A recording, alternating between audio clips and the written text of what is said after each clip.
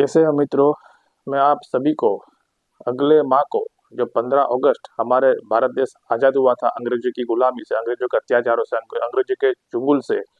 तो उस दिन को हमें महत्व, इस दिन को हमें इतना अच्छी तरह से मनाना चाहिए कि एक ही दिन हम मना के फिर बाद में हम अपने भारत देश की आज़ादी को भूल जाते हैं, कहीं गुमशुदा हो जाते हैं। तो उस दिन को हमें हर एक छोटे छोटे बच्चे, हमारे भारत के देश के जितने भी नागरिक हैं, जितने भी लोग हैं, इन सभी को 15 अगस्त के बारे में उसी दिन हम उसको मनाते हैं, फिर बाकी दिन हम भूल जाते हैं। तो उस दिन हमें सभी को कैसे हमारा देश आज़ाद हुआ, कि किन लोगों ने कितना बलिदान दिया, योगदान दिया, संघर्ष किया, और इनके आज़ादी के लिए कितने लोग अपने संघर्ष करते हुए बलिदान दिया, इन सभी के बारे में बच्चे को बताना चाहिए, जताना चाहिए, पढ़ाना चाहिए और उसको जानकारी देना चाहिए। तो मित्रों, 15 अगस्त जो अगले माह है, इसकी महिमा को समझते हुए मैंने ये बनाया हुआ है।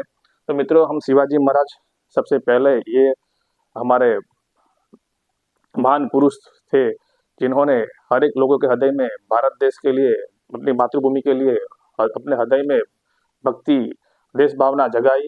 तो छत्रपति शिवाजी महाराज के जन्म के बारे में इतिहासकारों में काफी सारा भेदभाव है, मतभेद है। एक यदुना सरकार जो इतिहासकार हुए, इन्होंने शिवाजी महाराज के जन्म के बारे में कहा है 6 अप्रैल 1627 को हुआ था, और NRCT के मुताबिक शिवाजी महाराज का जन्म 19 फरवरी 1630 को हुआ था। कहा? महाराष्ट्र के पुणे में, शिवनेरी दुर्ग में। और शिवाजी महाराज का राज्याभिषेक होता है 1674 में। 1674 में शिवाजी महाराज की मृत्यु बीमारी से होती है। इसमें भी इतिहासकारों का काफी सारा भेदभाव है, मतभेद है, कि उसको जहर दिया था, कोई नजर लग गई थी, बीमारी हुई थी, बुखार और आंतों की पेचिश हुई थी। उनकी मृत्यु हुई 5 अप्रैल 1680 को। बाबा रायगढ़ के दुर्ग में शिवाजी महाराज की मृत्यु हुई थी।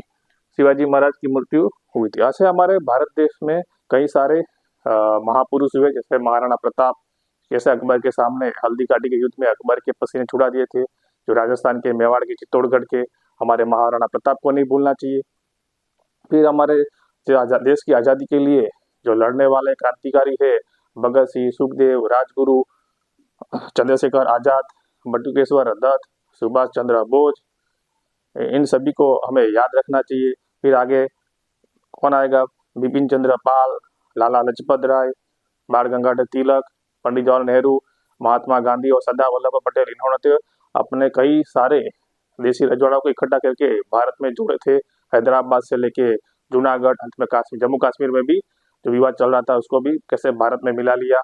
तो मित्रों, हमें इन दिन को हर हमेशा मंगल पांडे, जिन्होंने 1857 क्रांति में सबसे पहले बलिदान दिया था, तो मित्रों इन सभी क्रांतिवीरों को,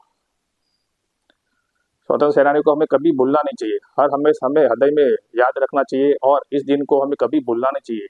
इस दिन को हमें सभी छोटे छोटे बच्चे, बुलकाओं को हमें इस दिन की महिमा की गुणगान दिलाना चाहिए, याद दिलाना चाहिए। इन सभी महापुरुष जो क्रांतिकारी है, स्वतंत्र सेनानी है, इन सभी को क्या क्या संघर्ष किया भारत देश की आज़ादी के लिए। 15 अगस्त को दिन, तब जाके हमें मित्रों आज़ादी मिली है। इतना बड़ा संघर्ष के बाद हमारा देश 15 अगस्त 1948 को आज़ाद हुआ। तो ये दिन मौके पर हमारे हृदय में जब हम सलामी देते हैं हमारे भारत देश के राष्ट्र ध्वज को, तो हमें छोटे बच्चे को, हर एक नागरिक को, भारत देश के जितने भी लोग हैं, ये इन दिन को हमें सभी को पढ़ाना चाहिए। इन महान पुरुषों की जीवन गाथा, इनको क्या क्या संघर्ष किया, क्या क्या लड़ाई लिए, क्या क्या किया हमारे देश के लिए, कैसे बलिदान दिया, तो इन सब की महत्वता हमें जानना चाहिए और सबको बताना चाहिए। और हर एक नागरिक को हमारे देशभक्ति हृदय में फले फूले और जाने, और हर एक लोग अपने देशभक्ति के लिए, अपने देश के लिए सदैव अपनी भक्ति जागृत रखे। तो मित्रों, मैं इस 15 अगस्त के दिन, जब अगले माह को 15 अगस्त आ रहा है, तो सभी को 15 अगस्त के लिए आप सभी को शुभकामनाएं देता हूँ। जय हिंद, जय भारत।